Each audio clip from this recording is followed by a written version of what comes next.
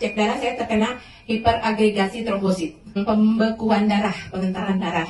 Kalau Bapak Juni saya join IFC. Awalnya ragu, tapi nggak apa-apa, saya coba gitu kan. Satu hari satu subat, satu usu rutin.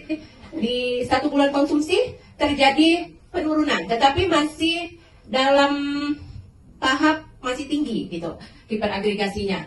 2 bulan konsumsi pun seperti itu, masih tinggi, tetapi sudah mau normal gitu. Sampai di bulan ketiga, masuk di bulan ketiga, setelah 2,5 bulan join di IFC, saya tes darah lagi yang secara rutin itu normal semuanya. Iya, awalnya saya merasa pusing-pusing, goyang gitu, terus batuk juga ada, saya berdarah gitu kan. Jadi setelah 2,5 bulan konsumsi IFC, kalau setiap bulan pertama saya satu, di bulan kedua saya coba tambahkan lagi 2 sepasang, pagi sepasang subat usu, sore sepasang subat usu, dan alhamdulillah di 2,5 bulan setelah konsumsi saya tes darah lagi, ternyata semuanya bersih dan normal.